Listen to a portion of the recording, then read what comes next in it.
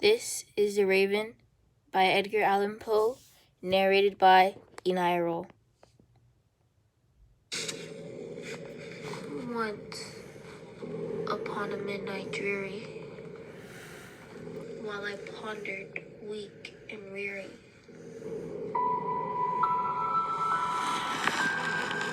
over many a quaint and curious volume of forgotten lore,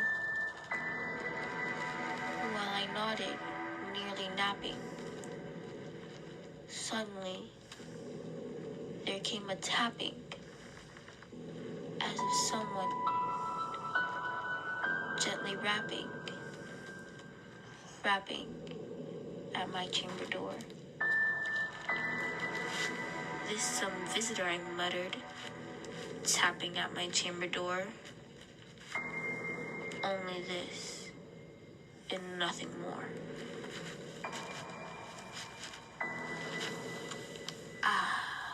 Distinctly, I remember. It was in the bleak December, and each separate dying ember wrought its ghost upon the floor. Eagerly, I wished the morrow. Vainly, I had sought to borrow from my books surcease of sorrow. Sorrow for the lost Lenore, for the rare and radiant maiden whom the angels named Lenore. Nameless here forevermore. And the silken, sad, and certain rustling of each purple curtain thrilled me, filled me with fantastic terrors never felt before. So that now, to still the beating of my heart, I stood repeating, this some visitor entreating entrance at my chamber door. Some late visitor entreating entrance at my chamber door.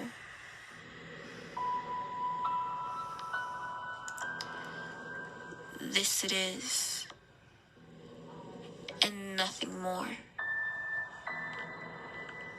Presently, my soul grew stronger. Hesitating then, no longer. Sir, said I, or madam, truly your forgiveness I implore.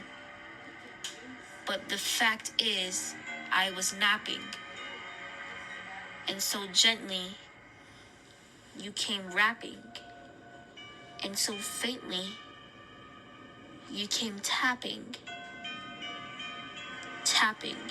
at my chamber door, that I scarce was sure I heard you. Here I opened wide the door. Darkness there, and nothing more. Deep into that darkness peering long, I stood there wondering, fearing, doubting, dreaming dreams no mortals ever dared to dream before.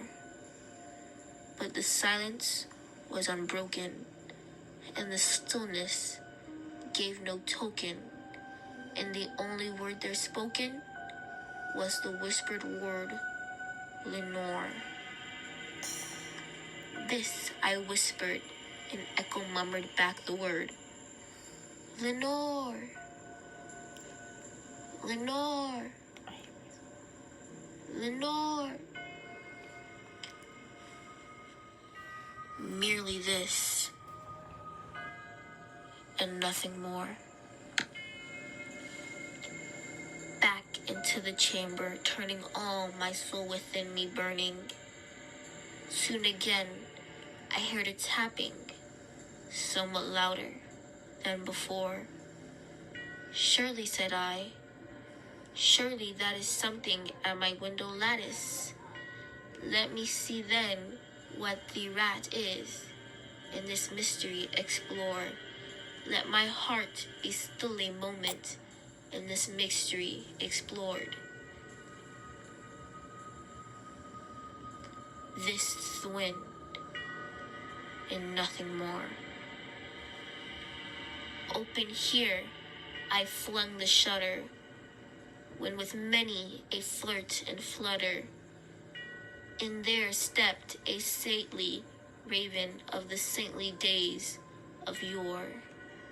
Not the least obeisance made he, not a minute stopped or stayed he, but with mien of lord or lady perched above my chamber door. Perched upon a bust of Pallas, just above my chamber door. Perched and sat, and nothing more.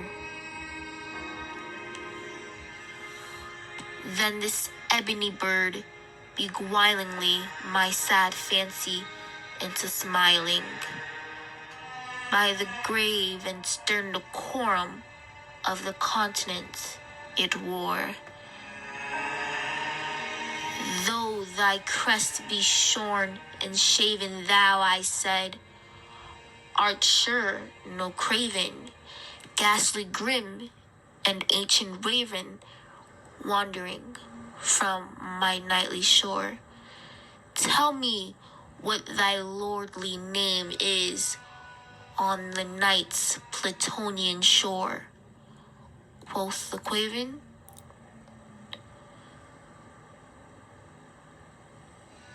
nevermore. Much I marveled this ungainly fowl to hear discourse so plainly, though its answer little meaning, little relevancy.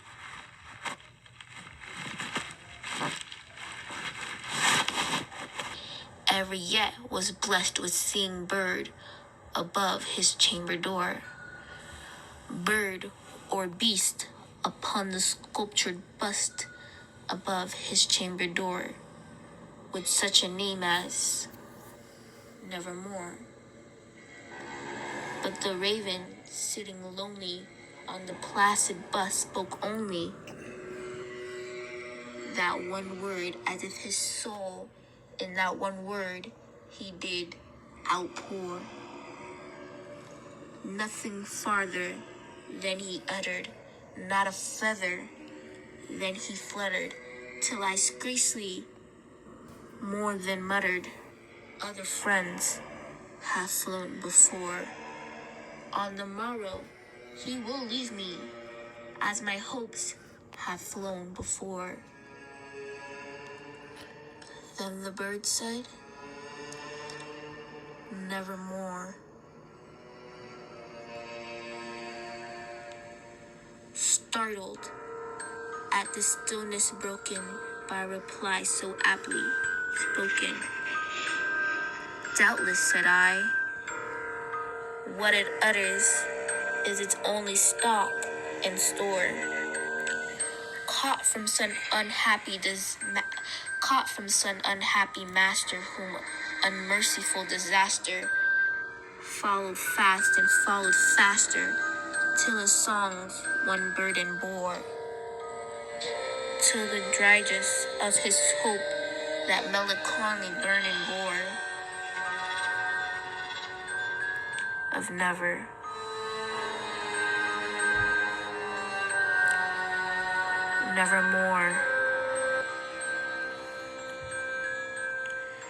But the raven still beguilingly all my fancy into smiling. Straight I wheeled a cushioned seat in front of the bird and bust and door.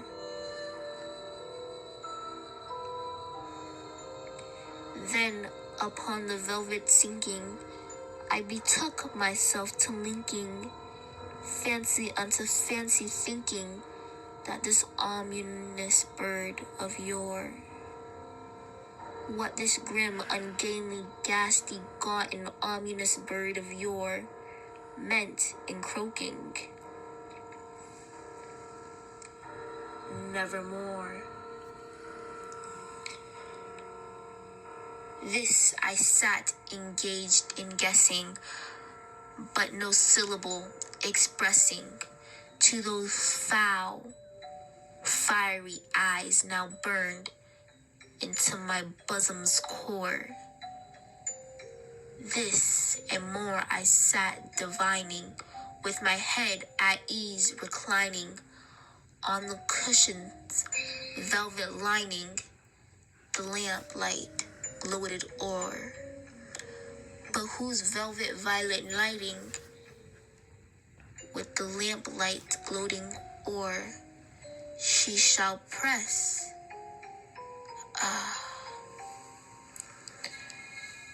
Nevermore. Then methought the air grew denser, perfumed from an unseen censer, swung up seraphim whose footfalls tinkled on the tufted floor. Wretched, I cried, thy God hath left thee. By these angels he hath sent thee. Respite and empathy from thy memories of Lenore. Quaff, oh quaff this kind empathy, and forget this lost Lenore. Quaff the raven.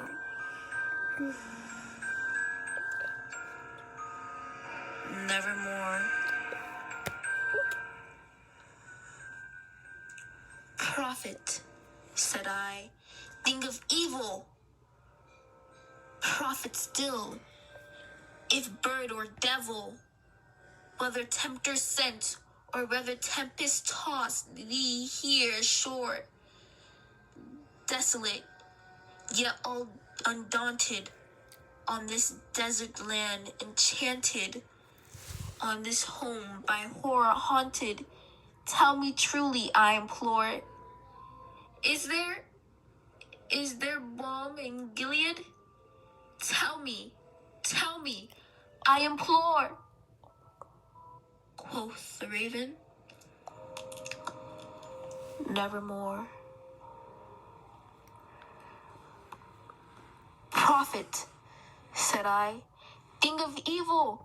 Prophet, if bird or devil, by the heaven that bends above us, by the God we both adore, tell the soul with sorrow laden, if within the distant Aden it shall clasp a Satan maiden,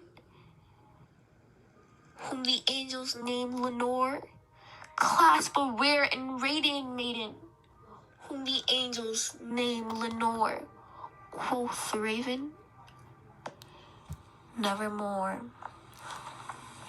Be that word our sign of parting bird or fiend, I shrieked upstarting. Get thee back into the tempest and the night's Plutonian shore. Leave no black plume as a token of that lie thou soul hath spoken. Leave my loneliness unbroken. Quit the bust above my door. Take thy beak from my heart, and take thy form off my door. Quoth the raven, nevermore. And the raven, never flitting, still is sitting on the platted bust of Pallas just above my chamber door. And his eyes have all the seeming of a demon's that is dreaming. And the lamplight o'er him steaming throws his shadow on the floor. And my soul, from out that shadow that lies floating on the door, shall be lifted nevermore. Thank you for watching.